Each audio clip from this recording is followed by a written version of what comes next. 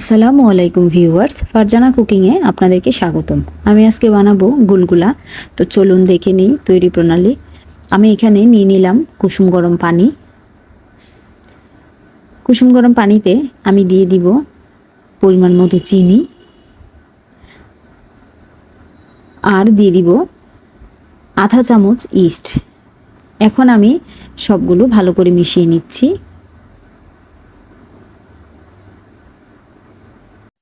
মিশানো হয়ে গেলে এবার আমি দিয়ে দিব আটা। আটা দিয়ে গুলগুলা বানালে সেটা অনেক ভালো হয়। এখন আমি আটাটা মিশিয়ে নিচ্ছি।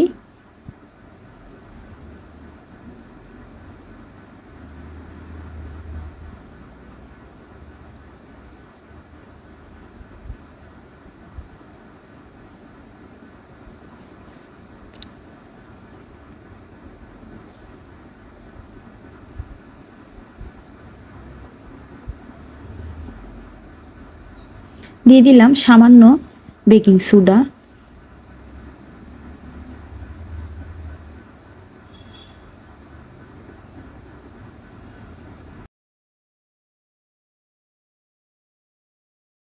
এখন আমি দিয়ে দিলাম কিছু মৌরি, সামান্য লবণ।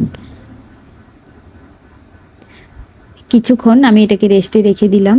এবার আমি তেলটা গরম হয়ে গেলে দিয়ে দিচ্ছি। আমি চামচের সাহায্যে প্রথমে দিয়ে দিচ্ছি। চামচ থেকে হাত দিয়ে দিলে বেশি ভালো হয়, তো আমি হাত দিয়ে দিয়ে দিব।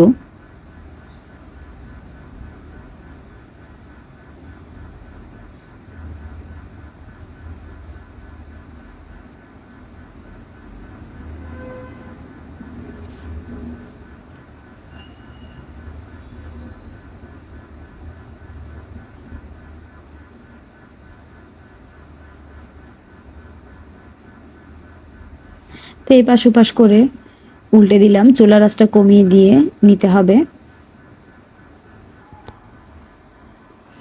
আমার গুলগুলাগুলো হয়ে গেছে, এখন আমি উঠিয়ে নিচ্ছি। আর বাকি গুলগুলাগুলোও আমি একইভাবে বানিয়ে নিব।